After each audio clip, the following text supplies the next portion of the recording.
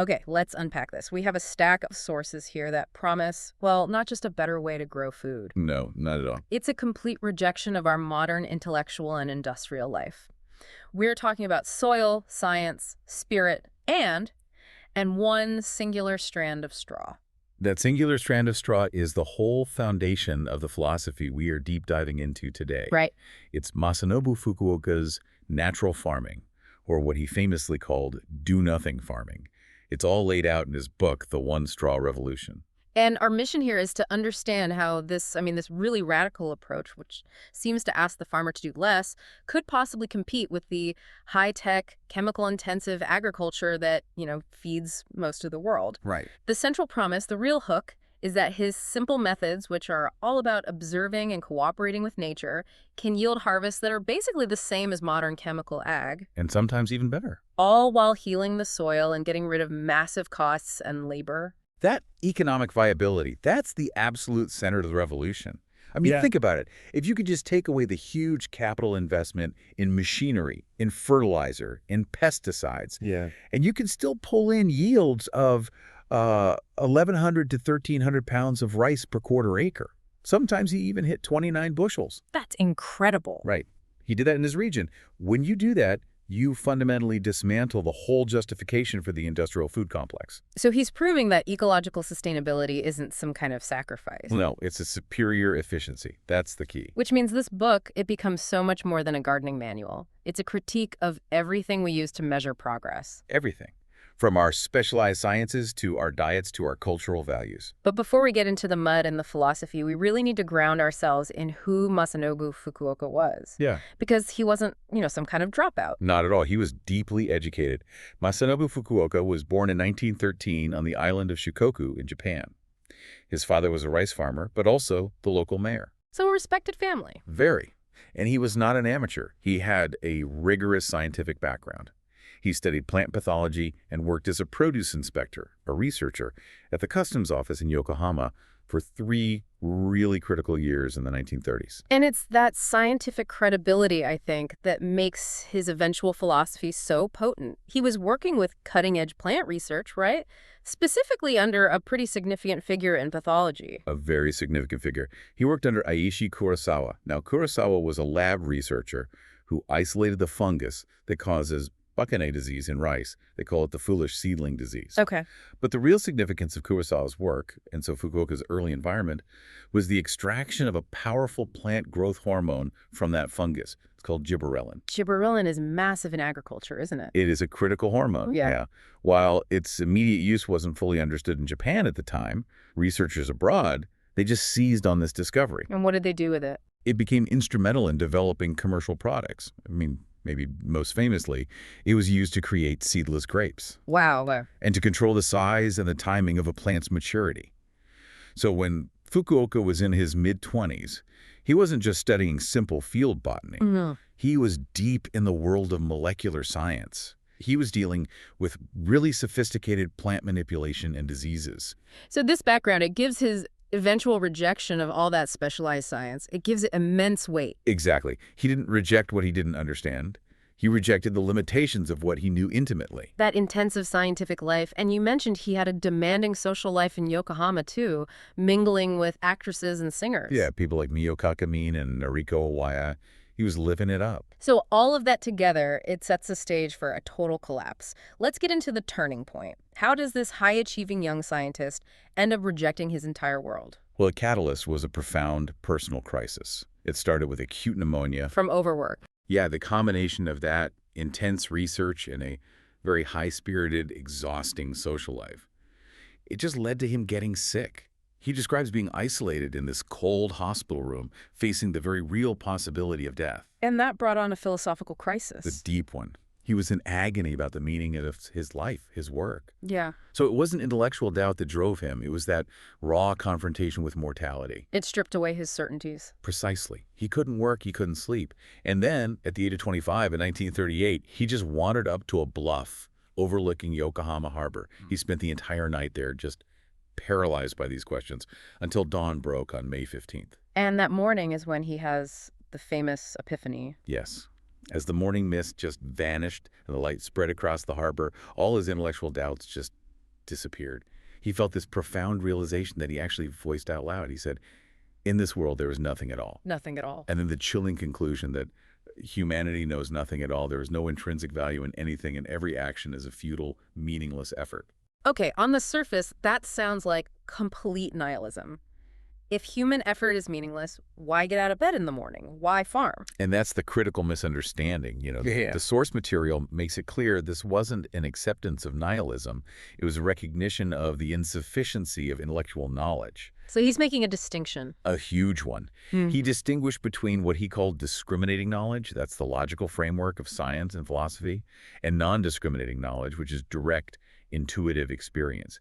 He realized all human concepts, even the idea of existence, were just empty fabrications created by that discriminating mind. So his spirit became light and clear, not burdened. Exactly. He resigned immediately and went back to his village to farm.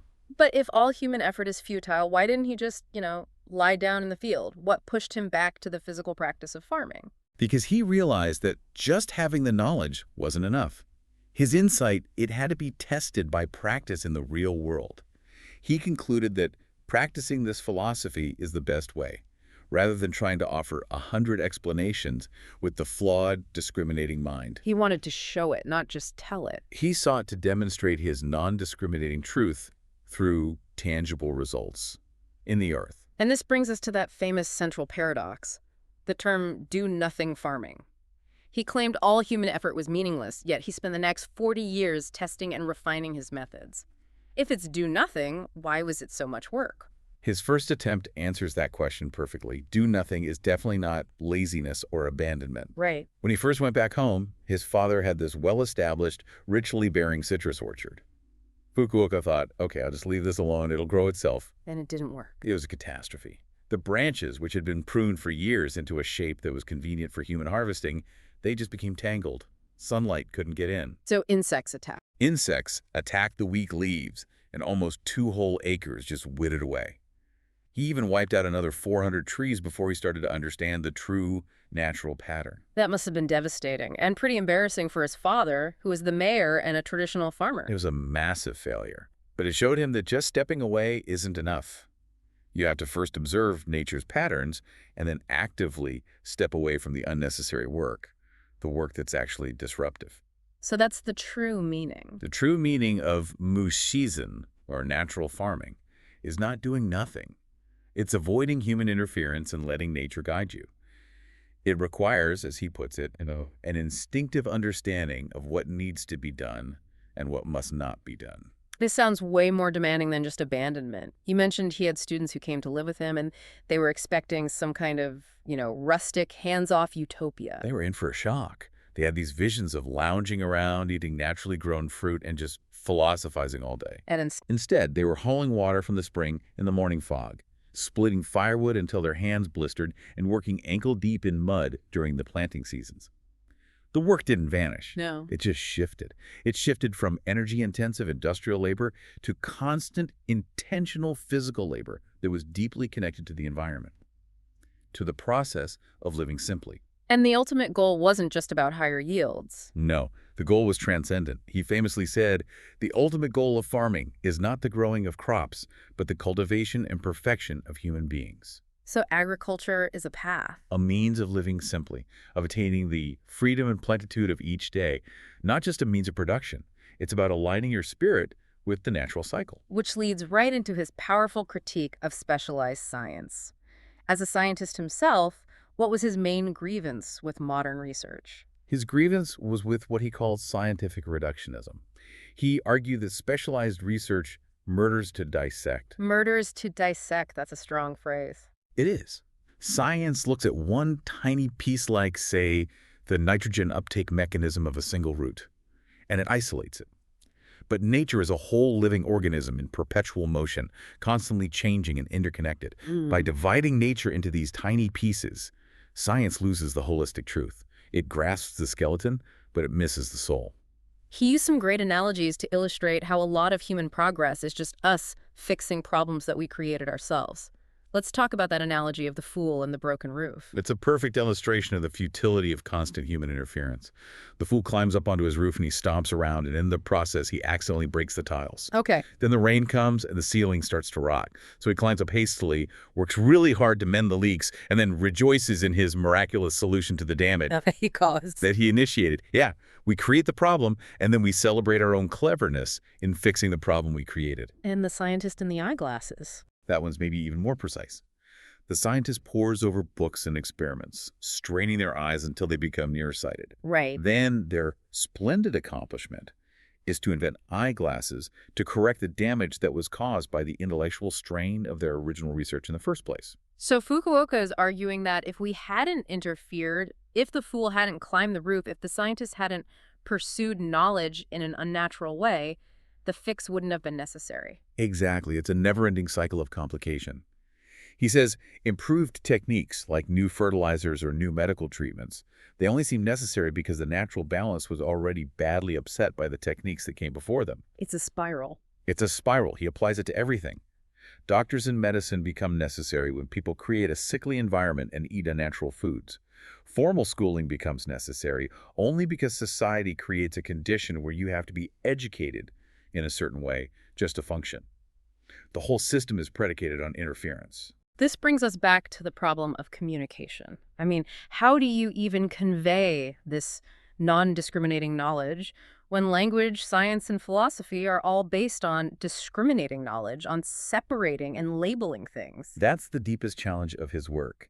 He really struggled to articulate these truths because, as soon as you give something a name, you separate it from the whole. Right, you put it in a box. You put it in a box. When we classify a plant, we've already stepped away from its true form. He felt people had to abandon the logical framework of the discriminating mind and learn to see without thinking, straight and clear, the way an infant does before it learns all the names and categories. It's about a direct, intuitive relationship with the environment. Not a mediated intellectual one. Exactly. Okay, so let's move from that deep philosophical critique to the practical stuff, the implementation. Fukuoka distilled his life's work into 4 core, non-negotiable principles. Let's start with the one that challenges, thousands of years of human tradition. Principle 1, no cultivation. Yeah, that's the big one. We've been plowing the earth since ancient Mesopotamia. Why reject the plow entirely? Well, the central assumption of all traditional farming is that tilling the soil is essential. To loosen it, to aerate it, prepare the seedbed. But Fukuoka's discovery was that cultivation actually alters the soil ecosystem profoundly. In a bad way. In a bad way. And it leads to problems that the farmer then has to work even harder to correct. What kind of specific problems are caused by the plow? When you disturb a natural environment, a field or a forest by plowing, you create the perfect opportunity for aggressive, disturbance-loving weeds to take hold. Ah, okay. These are often the perennial, deep-rooted weeds like crabgrass, docks, and mugwort. They thrive on disturbed soil. Farmers constantly complain about these weeds, but Fukuoka argues they are essentially sowing the problem themselves. And over time, that gets worse. It does. Continuous cultivation eventually forces farmers into a situation where they just can't cope with the aggressive weed growth, and it leads to land abandonment. So if the farmer isn't cultivating, who is? Or what is? Nature is. Nature handles it perfectly. The soil cultivates itself through the penetration of the roots of the crops and the weeds, through the natural activity of microorganisms, the constant tunneling of earthworms, the actions of small animals. It's a living system. It's a continuous holistic process. Yeah. Fukuoka concluded that non-cultivation is, ironically, the most simple, efficient, and up-to-date method of all, because it requires zero energy input and it maintains the soil's ideal structure. That makes an undeniable amount of sense when you just think about the energy costs of running a tractor or a draft animal for weeks every single year. It's enormous. Okay, let's move to principle 2. No chemical fertilizer or prepared compost. This was a truly revolutionary stance in post-World War II Japan, where chemical inputs were seen as the driver of modernization and yield stability. The miracle solution. The miracle solution. But Fukuoka saw the immediate terrible consequence. While chemical fertilizer gives you a quick burst of nutrients, it essentially drains the soil's long-term vitality. It destroys its natural structure. He noted that in Japan, the continuous use of these inputs had depleted the soil's humus, that crucial organic content, in a single generation. So the soil becomes addicted, right? It loses its ability to sustain life without that yearly chemical hit. Precisely. It enters a cycle of dependency. And Fukuoka's alternative is just deceptively simple. Let nature maintain fertility through the orderly cycle of plant and animal life. His primary method is to return all organic residue to the surface. But doesn't organic matter take forever to break down if you don't chop it up and turn it into compost? I mean, making compost is backbreaking work. All the chopping, watering, turning, adding lime. And that is exactly the unnecessary effort he sought to eliminate. He doesn't say organic material isn't needed. He says the effort of making human-managed compost is unnecessary. So what's his method? His method involved scattering the straw, either from the rice or the winter grain, right on the surface in the spring or fall. And to jumpstart the decomposition, he adds only a thin layer of chicken manure or duck droppings. That's it. And that's enough. That's it. In about 6 months, the material decomposes completely. It integrates into the soil without the farmer ever having to lift a pitchfork to turn a pile or add water. That truly eliminates massive amounts of labor and cost. He says he'd rather see farmers scatter wood chips than work like crazy making compost. It's the elimination of needless fuss. It's the embrace of simplicity. And by leaving the straw and other residues on the surface, he's also creating an insulating mulch layer, which helps the soil retain moisture and provides a habitat for all the necessary microorganisms and worms that do the decomposition work for him. Incredible. Okay, let's get to principle 3. No weeding by tillage or herbicides. If you don't plow and you don't spray, how do you stop the field from being completely overtaken? This requires a fundamental philosophical shift. Yeah. You have to start viewing weeds not as enemies to be eliminated, but as vital components of the ecosystem. Vital? How so? Weeds are essential for building soil fertility, for capturing nitrogen, creating ground cover, and balancing the biological community. The objective is not elimination, it's intelligent control. What are his tools for control, then? He primarily relied on 3 methods. First, a thick layer of that straw mulch we just talked about. It provides a physical barrier and smothers emerging weeds. Second, temporary flooding. He uses it, particularly in his dry field rice cultivation, but only for a very short period. And the third, which seems maybe the most important, is the use of a robust living ground cover. That would be white clover, often interplanted right with the crops. Yeah. White clover is a nitrogen-fixing legume, so it's continuously feeding the soil. And it outcompetes the other weeds. It's strong enough to suppress many aggressive weeds like mugwort and crabgrass. It creates this protective, dense green carpet that prevents the light necessary for weed germination. And this ties back to that tillage trap we discussed earlier, doesn't it? Absolutely. When a traditional farmer tills to kill the surface weeds, what they're doing is inevitably bringing dormant weed seeds from deep within the earth up to the surface. Oh, right. This exposes those seeds to the light, the oxygen, the moisture they need, which basically ensures they're going to have a bigger weed problem the next season. So he's preventing the problem from even starting. By using non-cultivation and a constant clover cover, Fukuoka prevents those deep seeds from ever germinating successfully. Okay, our final principle is principle 4. No dependence on chemicals, pesticides, and herbicides.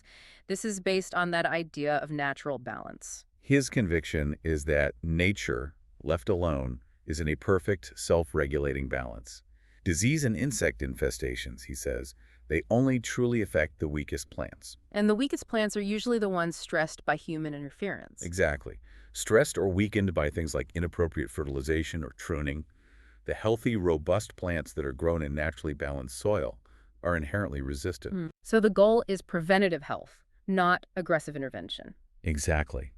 You focus on growing sturdy crops in a healthy, diverse environment, and the need for chemical warfare just vanishes. In fact, intervention can be instantly destructive, as he found out with that fascinating anecdote about the spiders. Tell us about that. He did something he thought was completely harmless, right? Completely harmless. He was using wood ashes from his kitchen stove, believing they were just a beneficial, natural mineral component. Makes sense. So he scattered them across his fields. Astoundingly, within 2 or 3 days, the entire field was completely bare of spiders. The ashes, though they seemed so innocuous, caused the fine strands of the spiderwebs to instantly disintegrate. Wow. And this showed him just how acutely sensitive the natural predator community is to even the slightest human tampering. You disrupt one small element, and the entire fragile ecosystem can just collapse. And this natural balance mechanism was actually scientifically validated in his field, even by outside researchers. It was. He recounts the surprise of a professor in Uma who studied insect control. Inoma observed that in Fukuoka's fields, the population of harmful insects was low, but more importantly, the number of their natural predators, spiders, frogs, various leafhoppers, was vastly higher than in nearby, conventionally sprayed fields. Proving that the natural mechanisms were doing the work? Exactly. Fukuoka even ran stem borer experiments, where the unsprayed field actually yielded more than the sprayed field, How is that possible? because the borers attacked the weakest plants, which performed a necessary thinning action that allowed the remaining rice stalks to grow stronger and produce more grain. Okay, so let's move from the principles to the practice. How did these four rules come together in his fields? Let's start with the iconic rice and winter grain succession. This is the heart of the one straw method. The efficiency here is just astonishing. It really is. It's a continuous cropping system that uses the same field year after year. There are no fallow periods, and crucially, it doesn't deplete the soil. It relies on extremely precise timing and continuous mulching with the straw residue.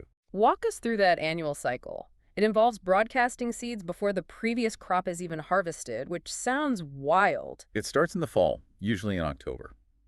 While the rice is still standing in the field, Fukuoka broadcasts the seed for the winter grain sow, rye or barley, right into the field.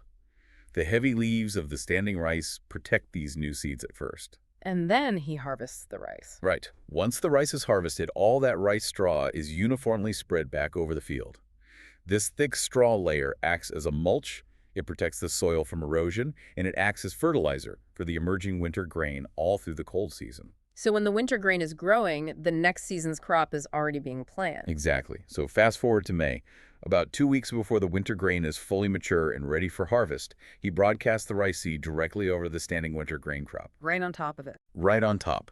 Once the rye or barley is harvested in late May or early June, that winter grain straw is immediately spread over the newly germinating rice seedlings. This overlapping cycle gives the rice a huge head start against weeds and maintains that continuous cover the soil needs. That seems incredibly effective, but it brings up a major practical problem. Broadcasting seed, especially something like rice, makes it extremely vulnerable to being eaten. Oh yeah. Birds and mice would decimate a newly broadcast field, and that's where the ingenious clay pellet solution comes in. The clay pellet is maybe the single most important innovation in making this non-cultivation method viable for continuous grain cropping. By enclosing the seeds in a half-inch pellet of clay, he protects them. Until it rains. Until sufficient rain or moisture softens the pellet and triggers germination, which is usually within days or weeks.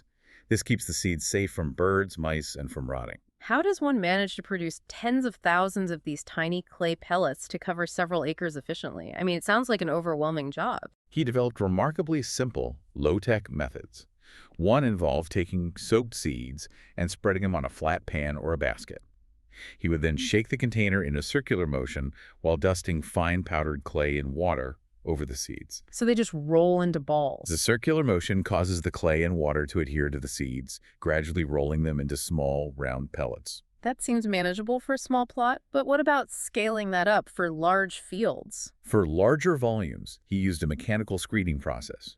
He would soak the seeds, mix them with moist clay, usually a mix of soil and clay, and then push that moist mixture through a chicken wire screen. Oh, okay. This separates the material into small clods. These clods were then collected and rolled into the final pellets.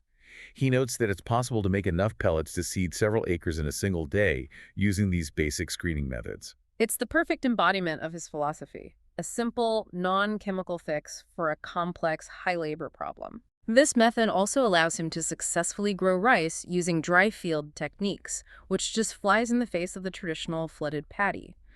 Why did he reject continuous flooding? Well, continuous flooding is primarily a weed control strategy, especially in regions that are prone to certain invasive weeds. But Fukuoka discovered that it's far from optimal for the rice plant itself. He found rice actually thrives when the soil water content is around 60 to 80% of its capacity. Why is that? It encourages stronger, deeper roots, which leads to increased disease resistance and a much more resilient plant overall. So if he avoids continuous submersion, how does he control the weeds, especially that clover ground cover? He uses temporary strategic flooding. He only holds water in the field for about 1 week, usually during the June monsoon season. That's it. That's it. It's just enough to weaken the dry field weeds and the clover ground cover without drowning the rice. As soon as the rice seedlings are established, the water is drained. The clover recovers, But the rice, which is now strong, has gained the competitive advantage it needs to grow rapidly. And it doesn't dry out. No, because even in dry years, that thick straw layer and the living clover cover ensure the soil stays moist. So he doesn't suffer the water loss that dry field farmers in barren soil might. That's a truly elegant solution. Now let's shift to the orchards. They present a different set of challenges, particularly the issue of pruning. The pruning question is a cornerstone of his critique of human interference. He asserts that pruning is almost always a self-inflicted necessity caused by the farmer's initial actions. But why do modern farmers prune? It seems necessary to manage fruit production and the shape of the tree. It becomes necessary only when the farmer, who is seeking higher yields or a specific shape, disrupts the tree's natural form. If a fruit tree is allowed to follow its natural growth pattern from the beginning, a single central trunk with alternate branches, it will bear fruit every year consistently, and no pruning is needed. So the pruning cycle starts when we try to force the tree into an unnatural shape. Exactly. Human tampering disrupts the natural balance, causing branches to become tangled or to lie on top of one another, which starves the underlying leaves of sunlight. Sun-deprived leaves become weak, which attracts insects and disease. This damage just accumulates year after year. Forcing the farmer into an endless loop. An endless loop of corrective pruning just to fix the damage caused by the previous year's interference. By letting the tree grow naturally, he avoids that entire exhausting and costly cycle. He also took on a massive challenge that demonstrates soil restoration without industrial inputs. 12.5 acres of abandoned hillside covered in barren red clay. How did he tackle that deep, depleted soil? This was a critical experiment to prove that his method wasn't just limited to rich paddy fields. For deep soil improvement, he needed a fast, resilient solution. So he planted Morishima acacia, a nitrogen-fixing tree that was introduced from Australia. And that worked. Planting 6 to 10 of these per quarter acre enriched the deep soil strata rapidly because they have deep roots and incredible nitrogen fixation capabilities. And what about for the surface improvement? For the surface layer, he used a variety of green manures, white clover and alfalfa, to provide continuous cover and surface nitrogen fixation. He also planted the large Japanese radish, daikon. The radish. Yeah, the long fleshy roots of the daikon penetrate and soften the heavy clay earth. They create channels for air and water, essentially cultivating the soil without a plow. And there was an unexpected, wonderful side benefit regarding pest control from the Morishima acacia. Yes, it's a perfect example of nature's balance mechanism at work. The Morishima acacia trees naturally attracted a large population of aphids. This, in turn, attracted a huge population of ladybugs, which fed ravenously on the aphids. And then the ladybugs moved on. Once the ladybugs had consumed their primary food source on the acacia, they migrated down to the citrus trees nearby and began feeding on other pests, specifically mites and scales. He achieved natural, complete pest control in his orchard simply by planting the right variety of support tree. That's fascinating, letting the pests attract the cure. Finally, let's talk about his method for growing vegetables, which he describes as semi-wild. Yeah. Traditional row cropping is highly susceptible to pests because both insects and animals, they tend to walk in straight lines. They can easily devour entire rows. So Fukuoka's semi-wild approach involves broadcasting seeds, often clay pelleted into open patches among the trees and weeds, just scattering them randomly. And the timing is everything here. It's the key to survival. He times the sowing for the brief, crucial intervals between the decline of one dominant weed type and the sprouting of the next. For instance, sowing in late summer or early fall allows winter crops to get established before the hardiest winter weeds take hold. And he covers them. He then covers the scattered seeds with cut weeds as mulch, which helps conceal them and protects the germinating seedlings. And what's the quality of the resulting produce? They are far more resilient. They're capable of surviving harsh conditions. And he notes they develop this unique, robust flavor, a tart, slightly bitter flavor, like their wild predecessors. He insists that food grown this way, in soil influenced by the continuous action of worms and microorganisms and decomposing manure, is the cleanest and most wholesome of all. Okay, so now we transition from the agricultural field to the broader societal landscape. Fukuoka argues that the failures of modern agriculture are really just symptoms of deeper cultural and spiritual flaws.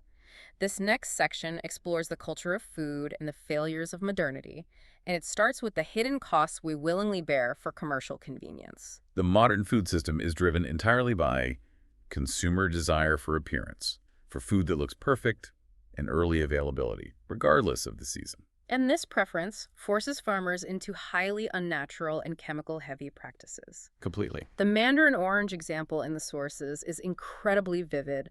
Walk us through the chemical chain that's required just to get a perfect orange on the shelf. The chain is shockingly complex and really counterproductive. First, consumers want the fruit colored early, so farmers often spray color-accelerating chemicals. But it's not ripe yet. No. So because the fruit is harvested before it's naturally sweet, artificial sweeteners, often compounds not technically listed as agricultural chemicals, are sprayed on to compensate. This is all still in the field. And once the fruit reaches the packing center, the chemical processing continues. Yes, the fruit is tumbled aggressively in these massive sorting machines, which causes bruising. So to hide the bruises and extend the shelf life, 5 or 6 chemical treatments are applied in sequence. Washing, preservatives, coloring agents, and finally, a paraffin wax solution to make them shiny and look more attractive. All this massive application of chemicals and labor, all the way down the line. Is driven by the consumer's unnatural expectation for flawless early produce. And Fukuoka makes a crucial distinction here. The difference between food for sustenance and food as medicine. He brings it back to that spiritual connection. Food and medicine are not two different things. He argues that foods that have been heavily manipulated, that depart far from their wild, balanced state, or those raised using intense chemical inputs, they fundamentally unbalance our body chemistry. And that imbalance then causes people to crave more processed or unnatural foods. It's a vicious cycle. Chemically grown vegetables, he argues, they might provide calories for sustenance, but they have lost their ability to serve as medicine for the spirit and the body. We see the same principle applied to animal agriculture in his egg comparison. It's a perfect microcosm of industrial efficiency versus natural vitality. He contrasts the commercially raised white leghorn chickens. These birds are bred solely for high yield. They're confined to what he calls penitentiary-like cages. Wow. And fed an imported formula diet supplemented with hormones and vitamins. After only 1 year of hyperproductivity, they're exhausted and useless. Compared to the local self-sustaining breeds. Yes, the local Shamo or Chavo chickens, they scratch for their own food, they're naturally self-sustaining, and they're long-lived. While their initial egg yield is lower, the eggs they produce are fundamentally different. The yolks are bright orange, firm, and resilient. He quotes an old sushi chef who, upon seeing one, just called it a real egg. A real egg. Fukuoka emphasizes that the commercial process destroys the holistic vitality of the product just for the sake of mass production. This philosophy leads right into his advice on diet, which is summarized by his concept of the food mandala. The food mandala is less a recipe and more a conceptual map of seasonal, local resources. His core belief is that the body is best nourished by eating seasonal foods that are immediately available from the local environment, a diet that naturally lies right at one's feet. The mandala just illustrates what nature provides throughout the year.